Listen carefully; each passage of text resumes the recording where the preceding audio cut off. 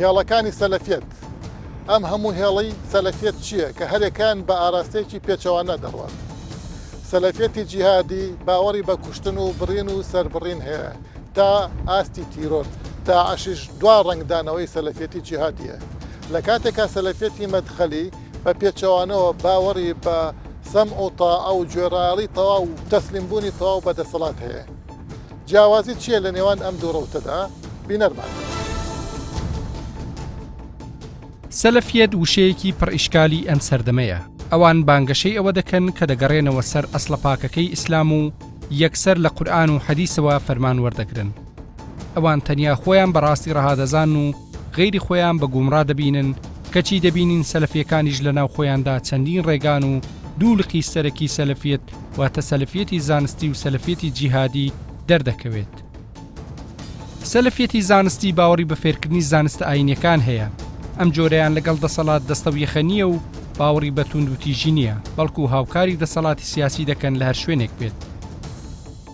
سەلەفیەتی جیهادی هەر لە سەرەتاوە دژی هەموو جۆرە دەسەڵاتێکی سیاسیە و لەم سەردەمەدا ئەوان باوەڕیان وایە کە دەبێ ئەم دەسەڵاتانە بەهێزی چەکلا ببرێن و خلافەتی ئیسلامی بگەڕێننەوە. لێرەدا دەبینین دیسان دووکەردبوون و دوو ڕوانگەی جیاواز دەردەکەوێت، بەڵام کامیان ڕاستن. ئەوان هەردووکیان یەکتر تاوانبار دەکەن بە گومڕایی ولادان. لەم بەینەشدا تەنیا کەسی ئاسایی سەری لێ دەشێوێت. هەندێک لە توێژەران ڕایان وایە کە ئەڵمانیەکان لە سەرەتای سەدەی 20دا ڕۆحی جیهادیان لە ناو دنیا ئیسلامدا زیندوو کردوتەوە، بەڵام ئەمە لە پێناوچیدا بووە. ئاشکرایە ئەڵمانیەکان لە ململانەیەکی سەختدا بوون لە دژی بەریتانیا و فەڕەنسا لەسەر هەژمونکردن بەسەر خۆرهەڵاتی ناوەڕاستدا. دەرهاویشتەی ئەم ململانەیەش بریتی بوو لە جەنگی یەکەمی جیهانی. لەم جەنگەدا دەوڵەتی عوسمانی چووەپاڵ ئەڵمانیەکان و دژی فەڕەنسا و بریتانیا جەنگی. ئەڵمانیا بۆ ئەوەی بەریتانیا و فەڕەنسا لە خۆرهەڵات ماندوو بکەن ڕۆحی ئاینی و جیهادیان تێدا وروژاندن بۆ ئەوەی دژ بە کافرەکان بجەنگن و گورزی گەورەش لە ئیستعمار بدەن. مامۆستا وەک بەڕێزت ڕاتوایە کە هەندێک دیکۆمنت هەیە سەبارەت بەوەی کە ئەڵمانیەکان لە سەرەتای سەدەی 20ەما هەوڵیان داوە فکری جیهاد لە ناو عالەمی ئیسلام ئازین بکەنەوە. بەڕاستی فکری جیهاد لە سەرەتای سەدەی 20ەم کەوەی ئێستا موسڵمانان جیهادی بەکاردێنن، ئەو کاتە جیهاد لە ژوورە داخراوەکانی وەزارەتی دەرەوەی ئەڵمانیا دروست دەکرا و داوایان لە دەوڵەتی عوسمانی کرد کە فکرەی جیهاد بەکاربێنێ بۆ سەنەوەی ئەو خاکەی و ئەو خەڵکانەی کە لە ژێر دەستی فەڕەنسا و بریتانیا بوون. استراتیجیەتی ئەڵمان ئەوە بوو کە موسڵمانان دژی بریتانیا و فەڕەنسا هام بدا و بۆ لای خۆیانی ڕابچەشێت. پێت وایە ئەمەی کە ئەڵمانیا کردوێتی زیاتر بۆ دەوڵەتی عوسمانی بۆیە بۆ کۆمەلگە موسڵمان نشینەکان بەگشتی بووە، ینی هەوڵیا و دەوڵەتی عوسمانی ئەو جیهادە بکە کۆمەلگەکان خۆیان بڵین تاوکو تاچی موسڵمان لەو شتە تێ بگەێنێت. باوەڕ ناکەم ئەڵمانیا خەمی ئەوە بی کە موسڵمانەکان چیان بەسەردێتیان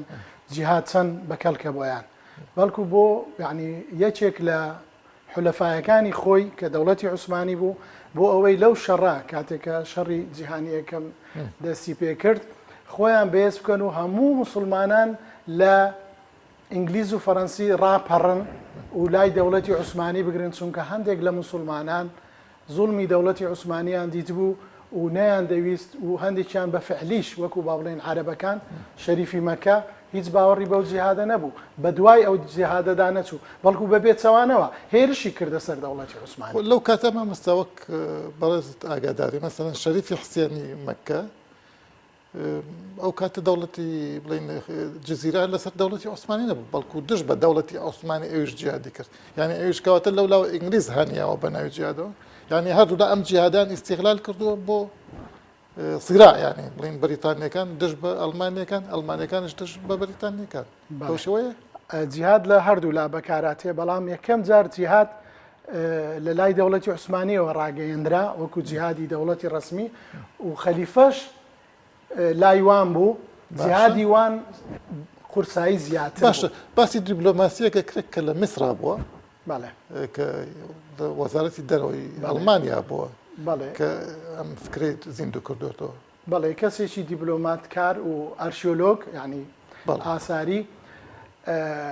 کەسێک بوو زۆر نزیک بوو لە قەیسەری ئەڵمانیا ناوی ماکس فۆن ئۆپنهایم بوو. ماکس فۆن ئۆپنهایم فکرەی جیهادی پێشکەش بە خەلیفە دەکرد و پێشکەش بە یعنی وەکو مزەکەرەیەک پێشکەشی دەوڵەتی عوسمانی دەکرد لەگەر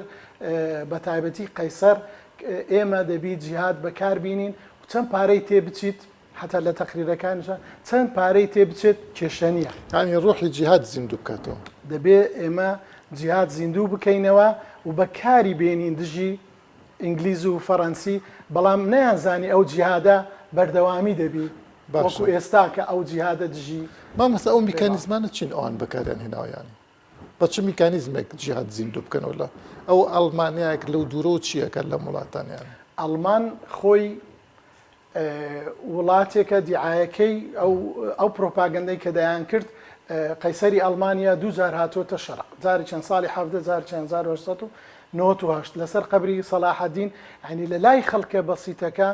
ئاوا بڵاوبووبەوە کە قەیسەری ئەڵمانیا دۆستە هەر هیچ نەبێ لە هەندێک سەرچاوە دەڵێن بۆتە موسڵمان دیفاع لە ئیسلامان دەکا یعنی قەیسەر زۆر نزیک بوو لە موسڵمانان و ئەڵمانیا خۆی جیهادی ئەعلان نەکرد بۆی کرد خەلیفەی موسڵمانان زۆر جیهادی ئەعلان بکات. مامۆستا دوای بڵین دوای ڕوخانی دەوڵەتی عوسمانی و خەلافەت دوای ئەوش ئەم عەقڵیەتە هێتە ناو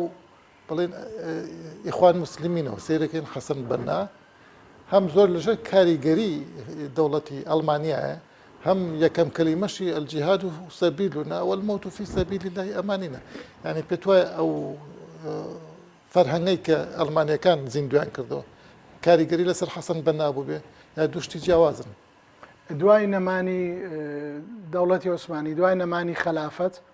زۆر ڕێکخرا و زۆر کەسیش داوای شوێنی خەلیفەی دەکرد زۆر ڕێکخراویش زۆر ڕێکخراوی وەکی ئیخوان و ئەوانش دەیانویست جیهاد بەکاربێنن بۆ ڕاکێشانی هەموو کاتێک جیهاد ڕاکێشانی خەڵک بووە بۆ لای حکومداران. دوای جیهاد ئەو توندیەی لێکەوتەوەی ئەوەی ئێمە ئەوڕۆ دێناسن پێشتر جیهاد لە لای حاکمەکان بوو حاکمەکان بەکاریان دەینا وەکو خەلیفە وەکو وەزارەتی خارجی ئەڵمانی بەڵام دوایی کە ئینسانی ئاسایش داوای جیهادی کرد وەکو بن لادن و ئەوانە. ینی پێت وایە با بڵین ئەڵمانیا لە دەستی دەرچۆ دوای ئەم شتێکە کردو دوای بەسەر ئەوروپا هەمووی خۆی ئێستا ئەشتێتەوە ئەم تیرۆرێکی ئێستا هەیە هەر درێژکراوی ئەو جیهادی ئەو کاتە درێژکراوەی ئەوەیە وەکو فکرە بەڵام ئەڵمانیا فەشەلی ئەڵمانیا و دەوڵەتی عوسمانی فەشەلیان هینا لە هێنانە بڵێن لە دژایەتیکردنی ئینگلیز و فەڕەنسی لەبەر ئەوەی خەڵکانی یا زۆر تاریقەتی سۆفی زۆر خەڵکی تر خەڵکی ناودار پیاوانی ئاینی نامەیان لە بۆ دەوڵەتی عوسمانی دەنارد کە ئێمە لەگەڵەوە جیهادەنین ئێوە چۆن دەبێت بە فیتی ئەڵمانیا جیهاد ڕابگەین. بەس مامۆستا هەر لە کوردستانیش سەرەکەین شێخ مەحموودی نەمر هەر بە ئەو فتوای دەوڵەتی عوسمانی کە لە پشتیەوە وەک ئەزانین ئەڵمانیا هەیە تاکو شوعی بەشە چێ ڕاستە ئەو چۆن ئەوە دەمێنێتەوە بەڕای من سەر وعی میلەتەکە یەکێکی وەکو شێخ مەحموود تا شوعیبە دەچی دیفاع لە دەوڵەتی عوسمانی بکە و کاریگەری ئەو جیهادە لەسەری دەبی لە ساڵی 16 بەڵام هەر لە ساڵی 16 کە یەکێک لە سولالەی پێغەمبەرە و شەریفی مەکەیە کلیلی مەکەی پێەیە تەقە لە دەوڵەتی عوسمانی دەکا زۆر لە پێغەمبەر نزیکترن و زۆر لە دەوڵەتی عوسمانی نزیکترن زۆر لە دین نزیکترن و کلیلی مەکەیان پێەیە لەوەی کە دیفاع لە دەوڵەتی عوسمانی بکەن بەڵام ئەوان دوای 3 مانگ شەڕ لەگەڵ جەیشی عوسمانی ئینگلیز دێنە ناو مەکە و هەتا دیمەشقیش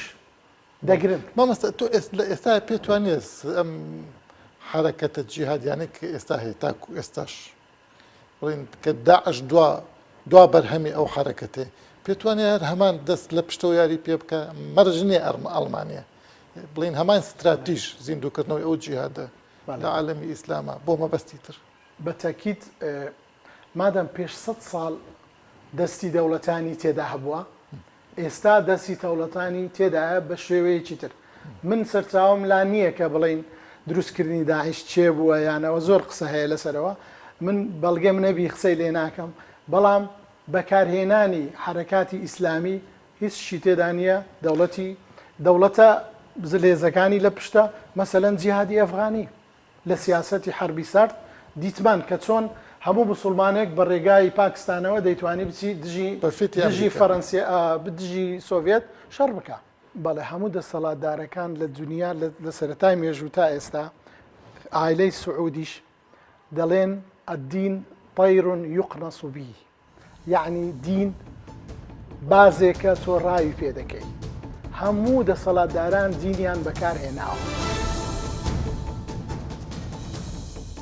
لە سەردەمێکدا کە خلافەتی ئیسلامی بوونی نییە ئایا دەتوانین بڵین سەلەفیەتی جیهادی پاساوێکە بۆ سەردەمی خۆی چونکە بە بڕوای ئەوان لە ئێستادا حاکمێکی شەرعی بوونی نییە و بۆیە هەر دەستە و تاقمێک خۆی شەریعەت تەطبیق دەکات ئەوان خۆیان بەیعەت بە ئەمیر دەدەن و لە ژێر ئاڵای ئەودا جیهاد دەکەن چونکە خەلیفەی موسڵمانان نییە تا ئیعلانی جیهاد بکات. مامۆستا سەلەفیەتی مەدخەلی وەکو باسەکرد لە وەکو زاهیرە وەکو دەرکەوتن وەکو کاریگەری لەسەر عالەمی ئیسلامی لە ساڵانی 90 دەست پێکات کە وەکو بڵێ پێداویستیەک یا شتێکی لە پشتە دەستێکی لە پشتەوە بێ پێت وایە بەو شێوەیە بێ سەر هەڵدانی سەرەفێتی باڵی مەدخەلی مایوسەمە نسبەتم بۆ مەدخەلیەت ڕێک وایە لە دوای 91ەوە دوای ئەوەی کە هێزەکانی عێراقی بابڵێن لە کوێتەوە دەردەکرێت ئیدی خەڵکەکی زۆری لە ئەفغانستانەوە دەگەڕێنەوە کوێت و دەگەڕێنەوە باقی دەوڵەتەکانی تری خەلیج کەندا و لێەوە ئاراستەیشکان پێویستە کە بە بەرژەوەندی دەوڵەتی خۆیان کۆتایی پێبێت لە هەمان کاتیشدا ئیستیعاب وەکوڵ ئەو کێشە و مەشاکل و خەڵکی یاخود ئەو حماسی و خەڵکی لە باوەش بگری دی ئەو کاتە بوو کە محەممەد ئەمانجامی هات و ئەو بیرۆکەی داڕشت مەسلەی سەمع و تاعە و گوێڕایلی بۆ سوڵتان بمبورە ماوەسە بەس پێت وانێ ئەمە قسەی ئەهلی سوننە و جەماعەوێ خۆی نەخۆی واقعەکەی وایە هەر خۆی واقعەکەی سەرەتای دەستپێکردنەکەی وا دەستی پێکردیان ماوە بەسم سەمع و تاعە بۆ سوڵتە ڕاو بۆچوونی مەزەبی ئیمام ئەحمەد زیاتر ئەحادیثی زۆر لەسەر ئشکالەتەکە لەوەی دامن تا ئێستا مەذهبی ئیمام ئەحمەدیمان هەیە مەذهبی ئیمام شافعی ئیمام شافعی یاخود ئیمام ئەبوو حەنیفە لە جواتە مثلا ئیمام جەساز لە ئەحکام القورآن زۆر بە توندی باسی ئەو بابەتی دەکات کە مثلا هەتا خروج لە حاکمی جائر مەذهبێک بۆ لە مەذهبەکانی ئەهلی سنت و جەماعەت بەڵام ئەوان کە هاتن تەشریعی مطلقی دەسەڵاتیان کرد یعنی با بڵێن زیاتر خودی سوڵتان ئەوان لە مەذهبی ئیمام ئەحمەدی کە هاتن دواتریش خودی ئیمام ئەحمەدی خۆی نە بەڵام فوقەهای مەذهبی ئیمام ئەحمەدی ئەو بابەتیان وروژان زۆر اینجا دواتر ڕەبیعی کوڕی هاتی مەدخەلی دێ وەکو بڵێ ئەوەی دەکاتە تاریکی گشتی هێڵێکی گشتی و ئیشی لەسەر دەکا و باعتبار نابێت سەمع و تاعەمل لە سوڵتان هەبێ و نابێت لە دەسەڵات دەرچین بەس مامۆستا تۆ دیقەتت نەداوە هەر بە درێژایی تاریخ عولەمای ئیسلامی سوننە بەگشتی هەر لەگەڵ سوڵتەیە بوون کامیان لێی دەرچوو وەکو چەکداریان عمقێکی تریشی هەیە عمقەکەی دەگەڕێتەوە زمانی دەولەی بەنی ئومەیە تایفەیەکە بوون ئێستا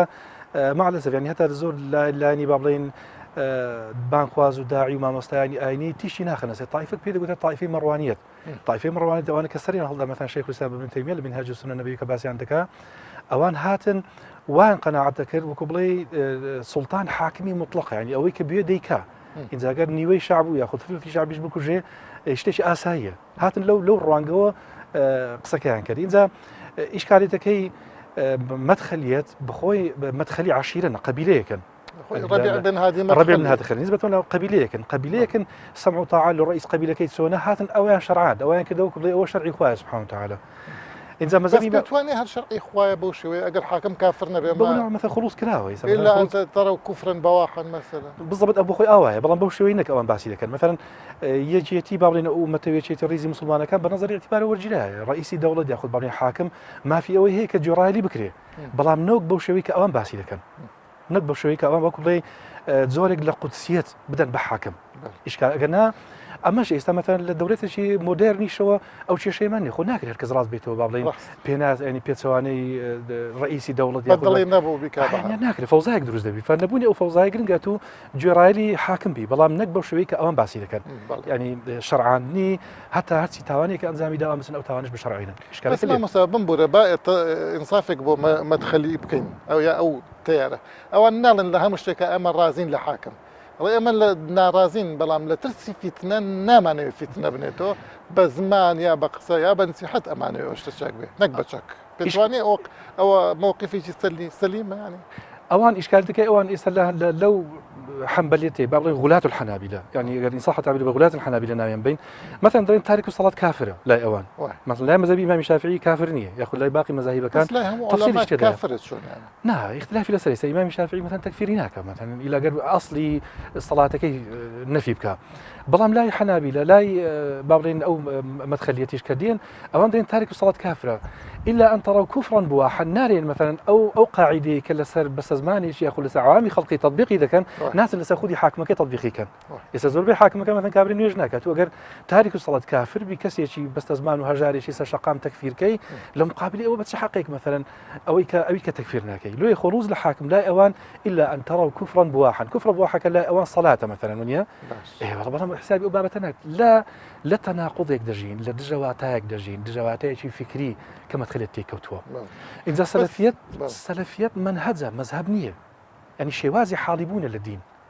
نك يعني مذهبي شيء مستقل بيس بس هم وشتي منهجك واحد دواي أبيت مذهب شافعي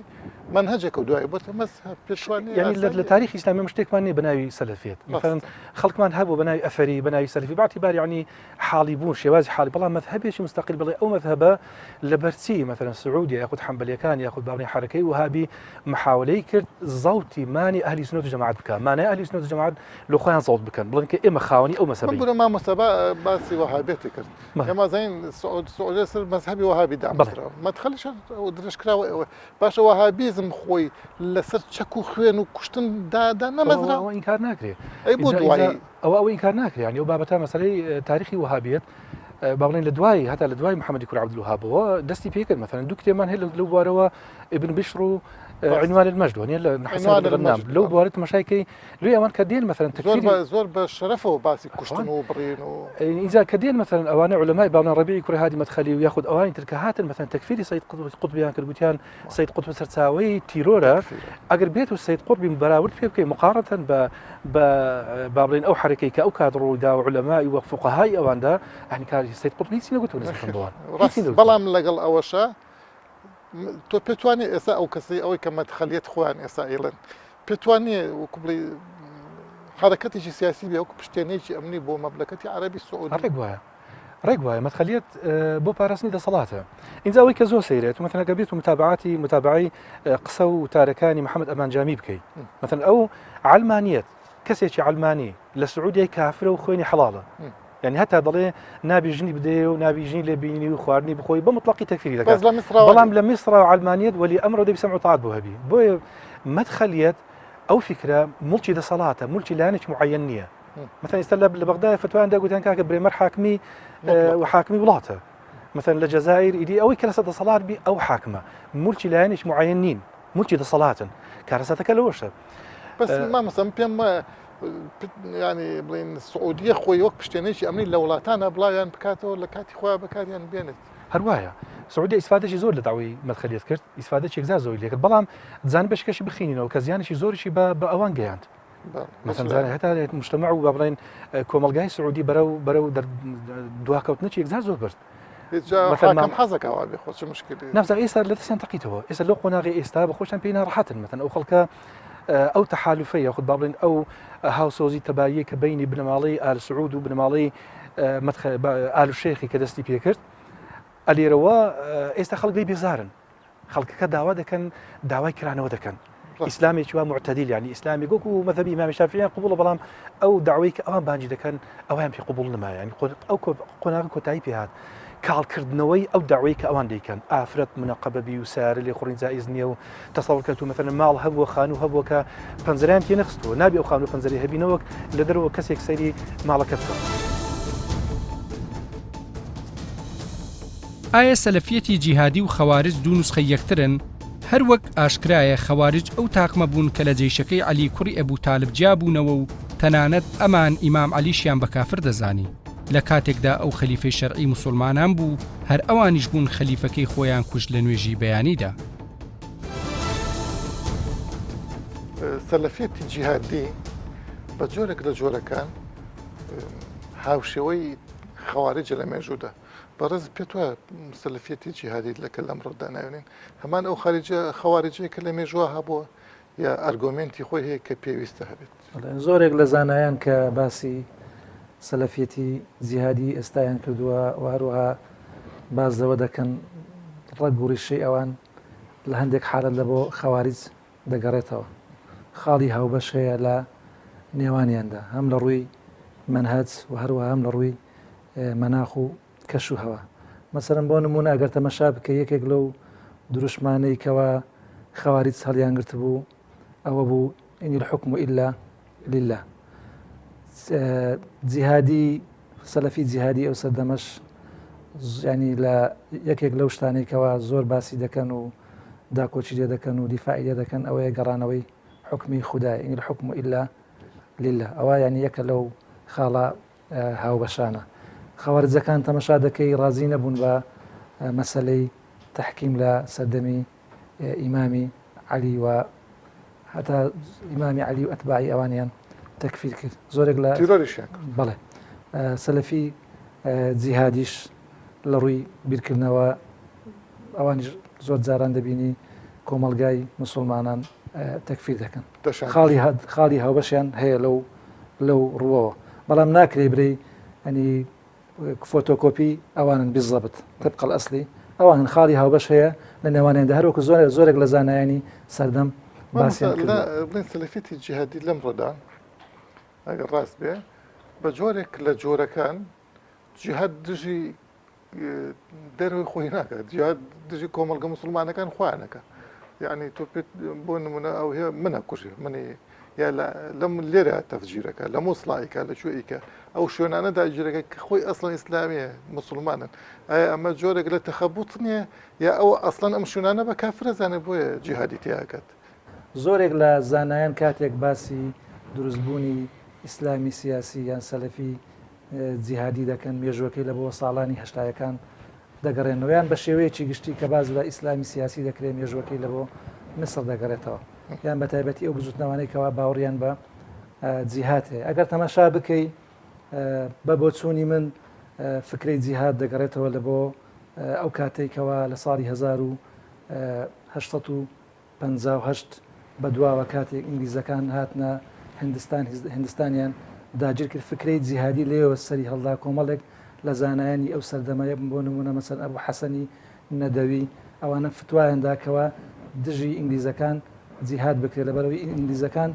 کەسانێک بوون هاتن وڵاتی مسلمانانیان داگیر کرد. لەو کاتش هەندستان لە ساڵ 80 زیاتر هەر هیندۆسی بخۆ مسلمان نەبوو، مسلمانی تێدا بوو هیندۆسیش تێدا بوو، بەڵام مسلمانەکانی زوڵمیان لێ دەکرا ستەمیان لێ دەکرا ینی شار بەدەریش دەکران.